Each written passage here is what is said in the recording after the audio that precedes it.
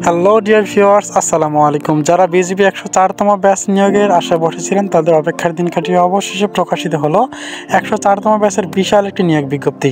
তো আজকের এই ভিডিওতে আমি জানিয়ে দেবো আবেদন শুরু কবে, শেষ কবে, ছাড়াও নিয়োগ সংক্রান্ত সকল তথ্যাবলী। ভিডিওটি না টেনে শেষ পর্যন্ত দেখবেন এবং আমার চ্যানেল নতুন দর্শক হয়ে থাকলে চ্যানেলটি অবশ্যই সাবস্ক্রাইব করে রাখবেন। চলুন তাহলে কথা না বলে মূল ভিডিওটি আলোচনা শুরু করা যাক। তো আপনারা হোম স্ক্রিনে যে নিয়োগ বিজ্ঞপ্তিটি দেখতে পাচ্ছেন, এটি হলো মূলত বিজিবির 104তম ব্যাচের যে নতুন নিয়োগ বিজ্ঞপ্তি প্রকাশিত হয়েছে সেই অফিসিয়াল নিয়োগ বিজ্ঞপ্তিটি। তো এখন আমি এই নিয়োগ বিজ্ঞপ্তিটি সম্পর্কে বিস্তারিত আলোচনা করব।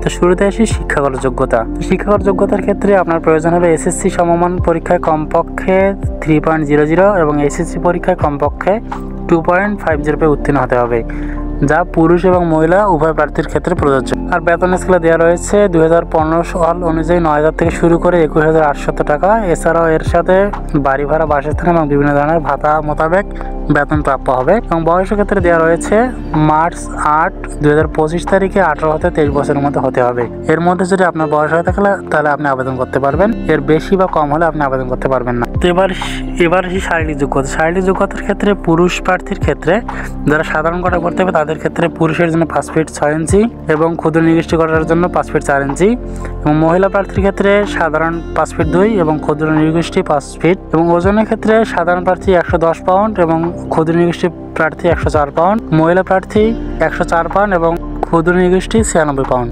গ নম্বরে বুকের মাপের ক্ষেত্রে দেওয়া রয়েছে যে স্বাভাবিক অবস্থায় 32 ইঞ্চি এবং 34 ইঞ্চি এবং ক্ষুদ্র নিগোষ্ঠীর জন্য 30 ইঞ্চি 32 ইঞ্চি এবং মহিলা প্রার্থীর ক্ষেত্রে 28 ইঞ্চি 30 ইঞ্চি, অর্থাৎ ক্ষুদ্র নিগোষ্ঠী মহিলা এবং সাধারণ মহিলা দুজনের ক্ষেত্রেই সমান।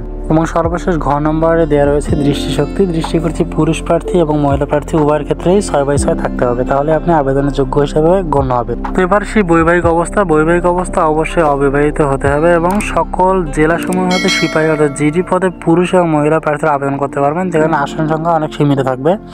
তো আমি অন্য ভিডিওতে আসন সংখ্যা নিয়ে আলোচনা করব। তো এবার সেই registration. Bangladesh border guard Bangladesh অর্থাৎ বিজিবির অফিসিয়াল ওয়েবসাইট থেকে 4 ফেব্রুয়ারি থেকে আবেদন শুরু হয়ে গেছে এবং এটি 13 ফেব্রুয়ারি তারিখ পর্যন্ত চলতে থাকবে। তো এর মধ্যে যারা আবেদন করবেন তারা আবেদন করে ফেলতে পারে। তো এবার সে অনেক গুরুত্বপূর্ণ একটা বিষয়, সেটা হলো বিভিন্ন ধাপে যে আবেদন করা প্রার্থীদেরকে সিলেকশন করবে সে পরীক্ষাগুলো। তো প্রথমে থাকবে যোগ্যতা পরীক্ষা। তো নিয়োগ বিজ্ঞপ্তি হতে আবেদন ফর্মটি বাটনে প্রেস করার পর আবেদন পূরণ করার পর সকল তথ্যাদি দিয়ে আপনি আবেদন করতে পারবেন। এই ধাপগুলো অনুপ্রাণিত করতে হলে আপনাকে প্রথমে যোগ্যতা পরীক্ষা করতে হবে এবং রেজিস্ট্রেশন করতে হবে এবং আবেদন ফি জমা দিতে হবে, এবং এর পরবর্তীতে আপনি মেডিকেল এবং অন্যান্য পরীক্ষা গ্রহণের ক্ষেত্রে অ্যাফিলিয়েট হিসাবে গণ্য হবেন। তো প্রথমে আছে মেডিকেল এবং অন্যান্য পরীক্ষা। তো এখানে মেডিকেল এবং অন্যান্য পরীক্ষা গ্রহণের ক্ষেত্রে বলা হয়েছে নির্বাচনের ক্ষেত্রে প্রার্থীদের পর্যায়ক্রমে প্রাথমিক ডাক্তারি পরীক্ষা, লিখিত পরীক্ষা, ব্যবহারিক এবং চূড়ান্ত ডাক্তারি পরীক্ষা গ্রহণ করা হবে।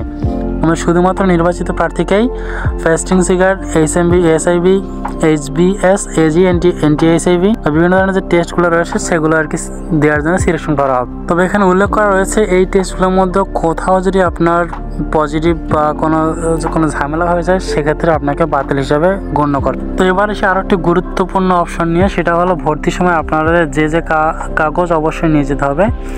তো এখানে অবশ্যই এসএসসি এবং এসএসসির মূল সনদপত্রগুলো নিয়ে যেতে হবে এবং স্কুল কলেজের যে আপনার এসএসসি পরীক্ষা পাস করছেন বা এসএসসি পাস করছেন সেগুলোর প্রশংসাপত্র নিয়ে যেতে হবে, অভিভাবকের অনুমতিপত্র নিয়ে যেতে হবে, ইউনিয়ন পরিষদ অর্থাৎ আপনার যে নাগরিকত্ব সনদপত্র সেটা নিয়ে যেতে হবে।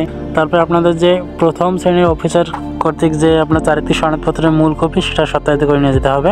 এবং ছবির ক্ষেত্রে আপনাকে 11 কপি পাসপোর্ট সাইজের ছবি নিতে হবে। তা অবশ্যই নীল ব্যাকগ্রাউন্ড বা সম্মিলিত ল্যাব প্রিন্টকৃত হতে হবে। এর পরবর্তীতে আপনাকে অবিবাহিত সনদপত্র লাগবে এবং জাতীয় পরিচয়পত্রের মূল কপি এবং সত্যায়িত কপি নিয়ে যেতে হবে। এবং এর পাশাপাশি আপনাকে সর্বশেষ যে দুটি কাগজ লাগবে সেটি হলো এডমিট কাগজ এবং আপনি মাঠ করার সময় যে ফর্মটা দিয়ে আবেদন করছেন ওই ফর্মের 1 কপি। মূলত এই কাগজগুলো নিয়ে আপনাকে অবশ্যই মাঠে যেতে হবে। তো আপনারা কোন কোন কাগজ নিয়ে যাবেন এবং কোন কোন কাগজ কোথায় গেলে সহজে পাবেন, কীভাবে করবেন, আমি এই সম্পর্কে আরও বিস্তারিত অন্য একটি ভিডিওতে আলোচনা করব।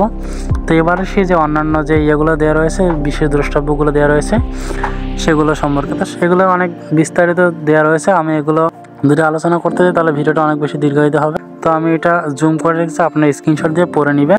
এর পরবর্তীতে মূলত যেটি রয়েছে যে আপনার নিয়োগ সংক্রান্ত ব্যাপারে প্রার্থীদের যাতায়াতের জন্য কোনো ভ্রমণ ভাতা দেওয়া হবে না। অর্থাৎ আপনারা অনেকেই জানেন না হয়তো এই বিষয়টা, তাই ক্লিয়ার করা হয়। এবং এর পাশাপাশি এখানে আরও অনেক বড় একটা গুরুত্বপূর্ণ কথা বলা রয়েছে যে আপনারা ওই সময় শিক্ষাগত যোগ্যতার সনদপত্র এবং অন্যান্য যে কাগজপত্র রয়েছে সেগুলো কখনো ভুয়া কাগজ দিবেন না, কারণ এটা যদি ভুয়া হিসাবে প্রমাণিত হয় তাহলে আপনাকে বরখাস্ত করবে এবং পুলিশের নিকট সদর্প বা অ্যারেস্ট করার অনুমতি প্রদান করবে।